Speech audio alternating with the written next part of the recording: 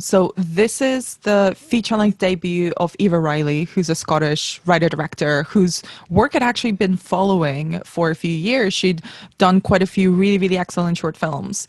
And it's incredibly confident, and it's really beautiful, and it's a weird word to use when we refer to a film, but it's quite breezy. It sort of feels when you're watching it as a summer breeze kind of going through you. It's incredibly shot, and the whole film kind of centers on this girl, Lee, who's a gymnast.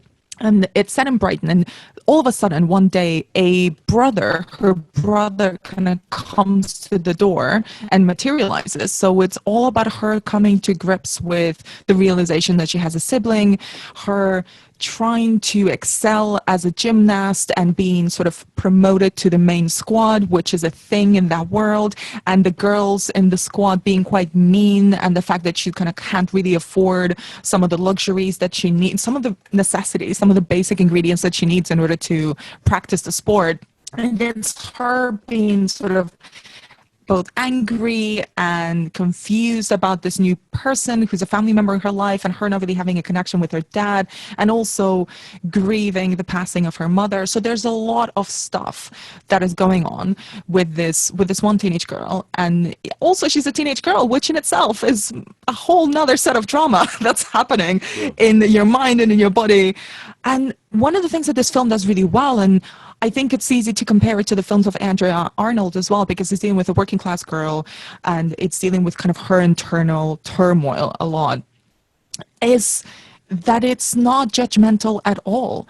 It really shows both the interest and the personalities forming of these two key characters, Lee and Joe, who's the character who's her brother, and them sort of circling each other and getting to know each other and dealing with their own feelings of inadequacy and not fitting in and being angry and maybe lashing out in places, and also trying to find the things that they're good at and that they're passionate about and that might keep them driving. So for her, it's gymnastics, and for him, it's motorbikes, and sort of teetering on the edge of, can I really do these things, or am I going to be bad at them?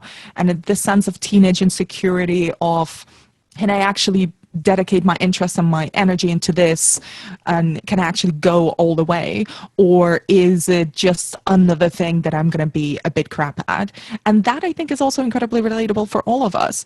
And the way that it's shot, like I've mentioned it before, but it's just this beautiful summery, sunshiny film that really makes you think of coming of age movies and this kind of summer as a pivotal moment when you're a kid, when you're a teenager, you know, when you've got all the time in the world, but not that many responsibilities, and everything is happening all at once, and everything is so intense and so dramatic, even though nothing is maybe going on. And the film kind of visually really taps into that. It's really unobtrusive the way that they're filmed, and I think Eva Riley really brings out these amazing performances from Frankie Box, who's the lead actress, and Alfie Deegan. And this is their first roles. They'd never acted in film before. Wow. And she just makes them really breathe life into these characters, and they're so insanely watchable. You just want to spend another summer with them. Dad? Are you Lee? Who are you? I'm Joe. Nice to meet you, sis. No? I don't know what you're talking about. Basically, Dad said that I can come live here for a little while. He told me to let you know. I got kicked out by Mum, innit? I messaged him and he said I could come stay here, so here I am, Lee. It feels very natural. It feels very close to the characters. It's set in Brighton, and there's some beautiful shots of the city, and it's kind of moving with them through the suburbs and through hidden nooks and crannies of the city as they sort of discover themselves, get to know each other, and take baby steps in order to feel more comfortable in and of themselves and in their skin. Do we know the certificate of this film? It's just whenever I think about teen movies, I've not seen this one, but I would definitely like to. I always wonder if my kids can watch it because, you know, the production seems so sharp. It's a 15. So my 14-year-old may have to wait. She's seen some 15s, but you always know, don't you? It's the high end of the 15 or the lower end of the 15 because it's just got a couple of swear words in it. You know, that she can live with. The higher end, I'm Yeah. not so sure. What would you say on that? Just to because there's definitely going to be teenage boys and girls who'd be interested in a film like this.